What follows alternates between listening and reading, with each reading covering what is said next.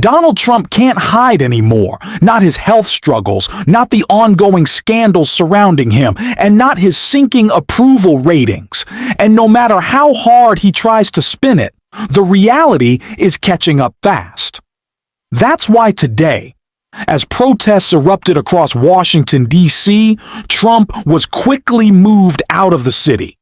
He's facing some of the toughest weeks of his presidency, and the pressure is clearly showing. We're going to break it all down, including why the White House seems to be in panic mode. But before we dive in, don't forget to give this video a like, and if you haven't already, hit that subscribe button. It really helps support the channel. Now, before we get to how Trump was rushed out of D.C. during that massive protest, let's start with one of the sparks behind the outrage. Congressman Jamie Raskin speaking out on Trump's ties to the Epstein scandal. MAGA's latest attempts to spin the Epstein files are becoming almost laughable. Just yesterday, Speaker Mike Johnson claimed that Donald Trump was secretly working with the FBI, feeding them information about Jeffrey Epstein, reporting his crimes, and staying anonymous the entire time. That, he says, is why Trump was friends with Epstein. But that argument directly contradicts what Congressman Jamie Raskin has been pointing out. If Trump really helped take Epstein down, then clearly it wasn't a hoax. So why call it one?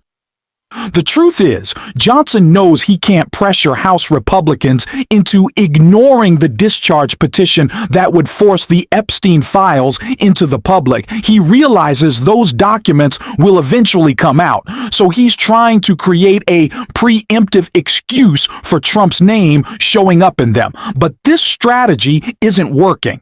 They can't spin their way out of this scandal, just like they can't spin their way out of Trump's collapsing economy. And that economic frustration is fueling today's protests, which Jessica Tarloff broke down in this explanation. You know, the residents want it. The residents want it.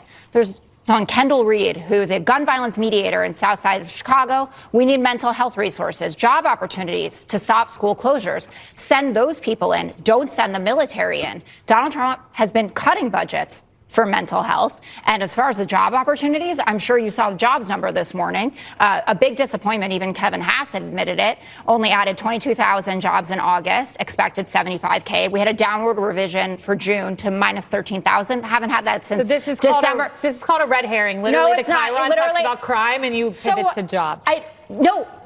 I read you something from someone who's talking about the military and crime and then saying, how about we get a job opportunity? Also, you know that voters went out and they put Donald Trump in because they thought he was going to, quote unquote, fix the economy. And the exact opposite has happened. You can make people shoot others less. You can bring down crime by giving people job opportunities and a better economic future. And you know Yeah, that's all criminals need is jobs. Right. Because they'll just stop shooting each other if they get a job. Where have you heard that before? Right. Donald Trump decided that he wanted to quite literally play God with the numbers on the economy. That it was so bad that he had to change things from within to make sure that he could pretend like the economy was booming when in fact it's contracting. The opposite is happening, and the blame should be squarely placed on Donald Trump. He talked about affordability all on the campaign trail. And every time he said affordability, he also said tariffs. Those words are linked together and not in a positive way for Donald Trump. He is doing everything he possibly can, it looks like, at this point, to screw up the economy, but he doesn't want to take any accountability, which is why Donald Trump rushed off to his golf club today as protests were breaking out over D.C. And I want to get into it all. Donald Trump's schedule for today has him leaving Washington to go to his golf club because, of course, he never is actually spending any time working. While in D.C., we see protests breaking out. Here at Malcolm X Park, downtown D.C., massive crowd. We're about to march. I don't know where we're marching to, but I'm marching. This is against the military occupation of D.C., anti-Trump regime, anti-fascism, free D.C., D.C. statehood now. Done.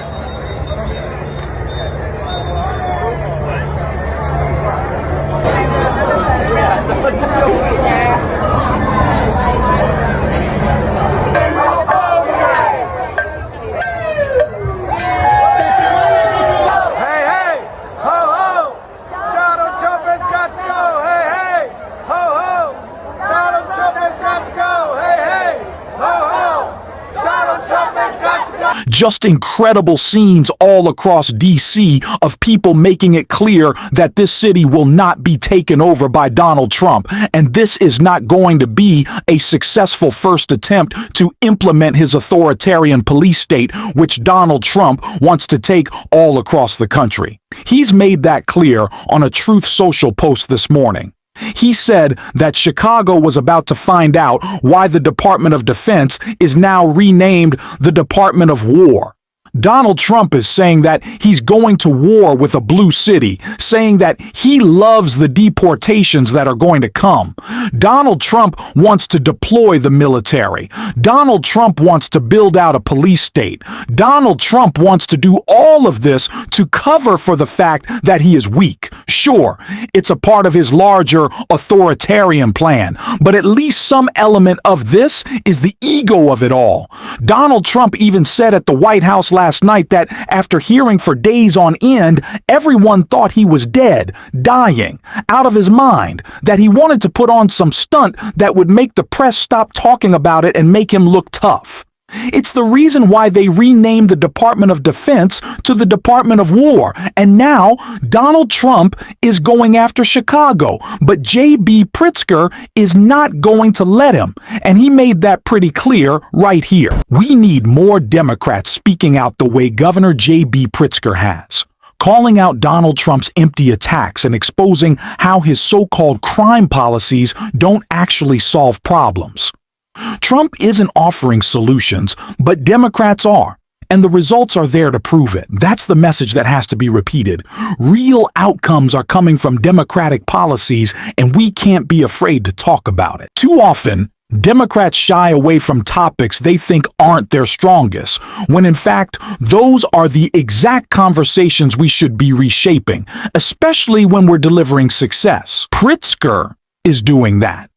And he should keep doing it. And we're going to keep talking about it here every day. If you'd like to support that, don't forget to subscribe, hit the like button, and if you've watched all the way through, drop a blue heart in the comments. And until next time, I will see you soon.